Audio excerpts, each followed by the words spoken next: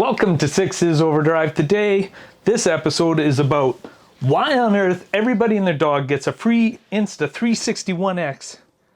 That is everybody but me. I had to buy my own, and the reviews were so good, how could I not? It was just saying how much it blew away everything else. So I wanted something a little bit different for my viewers, but I'm going to give you a hint before we get into it. It's not as good as they say it is.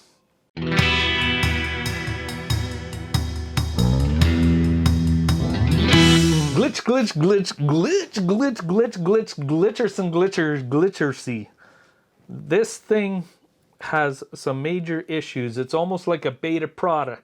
And I'm going to get that out right away so you know. We're going to go into how the camera works and I'm going to show you some sample footage. All that's coming up. But I wanted to tell you right away that this isn't for the faint of heart. The camera itself works pretty good. Just press a button and go. But there's some weird things about it, and we're going to get into some of those things because this is almost like a beta product. So let's get into the rest of it, what it can do, what it can't do, what's its weaknesses and strength as a camera, and then we'll get into the glitchy software stuff that we have to deal with every day when you end up trying to make a video with this sucker. Well, the first thing we should establish with this is how good it runs on a motorbike. I mean, after all, 6's Overdrive is all about the motorbikes, right? So let's see if we can get this thing mounted. Whoa, she's bright. I'm gonna be squidding today, but we're gonna try to mount this sucker onto my XSR 900. Let's see how that goes.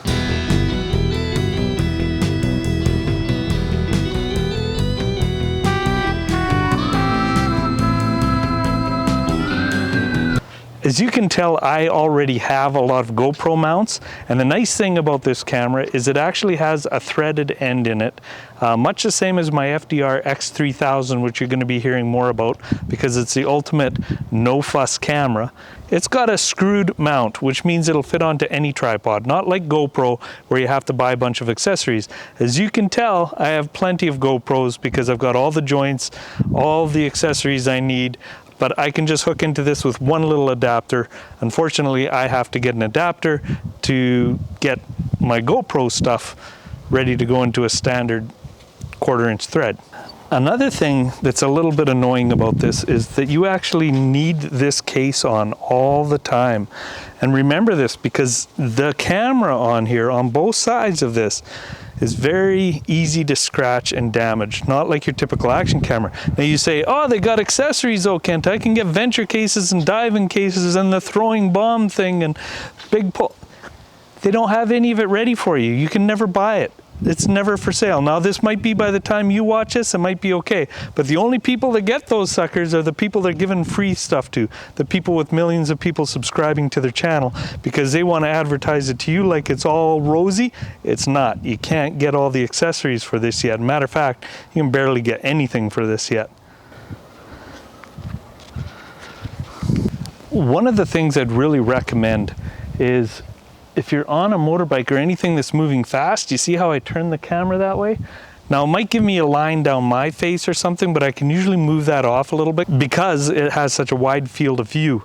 But you're gonna get that seam line, but more importantly with these cameras, especially the way they're mounted to a motorbike here, is the wind resistance, because there's no way that hardware is gonna hold that pole out. You're gonna have to configure something a lot stronger than what we have right there.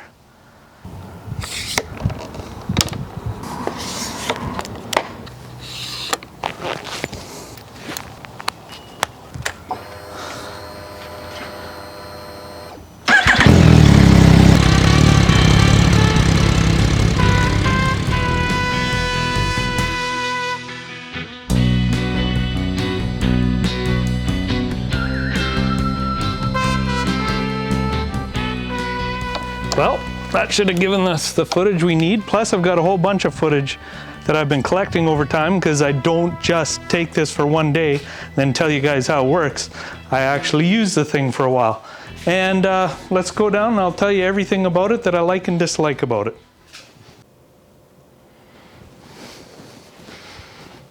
Oh, well, that was one hot day. But we were ready to get into the office here and tell you some of the cool things and some of the bad things about the Insta361X. First, while I'm just waiting for a time lapse or hyperlapse to go down on my computer here, let's look at some of the footage we took on the ride so I can show you everything that this camera can do, because what it can do is really remarkable. The first really cool feature of this camera is a fisheye, which is really neat. It's kind of like a GoPro type action camera thing. You can zoom in, zoom out, and you can ease the transitions on it. Then next we have Tiny Planet, which is kind of kitschy, kind of cool for Instagram, but it's going to go out of style really quick. But sometimes it's cool for transitions. Then you have the Orb Look, which is kind of like a crystal ball. Last but not least, it's a natural view mode, which is just like your standard camera, except for you get to point it wherever you want, aim it however you want. That's the beauty of a 360 cam, is not always pointing it in the same direction to catch the action. You can catch the action behind you or above you or below you. But one of the coolest modes, and one that you can't edit on your computer anywhere, is the hyperlapse, and it takes forever to get it down on your phone. But this little thing is pretty cool, and it's really the easy way to do time-lapse photography and have it look really good without having a whole lot of thinking involved. It is really slick. But one of the bad things about it is that you have to do it on your phone, and you don't get a live preview, so you never see what it looks like when it's fast. You have to wait till you download it to your computer or your phone, and you never get to time things like the in and outs of the speed with your music or anything like that. So it's kind of a little bit different. It's I really wish it went in the desktop app, because not only that, but you'll edit on that speed feature for a while because you've got to set all your ins and out points and your pivot points. And then all of a sudden the app will crash on your phone. And that's really a shame, because you can put a good 25 minutes into this thing and then have it not work. And it takes a long time to get onto your phone too. I've really noticed that too. It's really glitchy at times. Most of the stuff on the phone is, and same with this. You'll be working for 25 minutes and things are going to fail on you. There's a few weaknesses to this camera, and I already touched on the fact that they're not ready with all the accessories and everything. You just can't seem to buy stuff on a regular basis. And again, that might have changed by the time you watch this video. But when they had the thing ready, nobody could get a hold of anything. It was a very common complaint. They've done major firmware upgrades, but everything is still glitchy. I spent over 2 hours getting the footage from this camera ready to put on this, and that's just this little bike thing and a couple of the other ones, and I was trying to edit them to show some of the effects. So these things are concerning things for somebody who wants an action camera that's going to work straight out of the box. If they get all these things organized, it's going to be really great. Another bad thing is the low light performance is absolutely horrendous, but what do you expect? Even with my trusty Sony, low light performance is horrible. When you're used to a full sensor camera like the A7 III that I use, there's not a whole lot that stands up for low light, no matter what you do. So that's not really their fault. They're dealing with small sensor sizes. The 5.7K is of course only 1080 when you're showing the fixed view. This can do 360 panoramas where you can, you know, do your iPad, but does anybody like those? I don't like them. I never know what I'm supposed to be looking at them, and half the time guys walk in a room, I'm staring at a blank wall. So that never gets used. The low light glitchy, like it literally, when you're doing video, it's horrible. When you're doing raw photos, which has the ability to do raw photography in it and set your manual exposures and all that, but then it's a lot of work in Photoshop and in Lightroom, and truly the pictures aren't as good as what your cell phone can produce. So there's a little bit coming yet, but I understand that this is better than all the other 361. So if you have to get into 360, you're ready to spend a lot of time editing and having things crash and be frustrated with it, then this is the camera for you. But honestly, it's the best in its class right now. So if you will like to be in the forefront and get used to everything and all the glitches and everything, then maybe you're the kind of guy that'll put in that time and you'll be ahead of the curve of what everybody else is going to be doing in 2 or 3 years. You know, so your videos are going to be ahead of what everybody else is doing, and I kind of like it, especially for me being a social media manager in my full-time job. I have a lot of things that a lot of people can't pull off, and they can't figure out how I'm doing it. The floating camera with the invisible selfie stick, that's the cool thing that it does. It erases the stick, and it looks like you got a drone following you around. So it's pretty cool, especially with the new drone laws in Canada here. You can get a selfie stick to go up about 20 feet up into the air, and it's effectively a drone. So it's pretty cool. You can get a lot of stuff done with it, but there's a lot that you have to put up with. The other thing I wanted to tell everybody about is you just can't have your standard mom and pa computer sitting around. Like mine's 3 years old, and I bought it for graphic processing for Photoshop and Lightroom and Premiere 3 years ago. It's already saying we need a different memory, not different memory card, a different video card. This thing is maxed out right now, and I'm going to have to upgrade my computer, and we're probably looking at at least $1,500 in upgrades to an already pretty potent computer. So that's one of the things you have to really take into account if you're going to be doing editing on the computer. So it's pretty cool if you have all the processing power, right?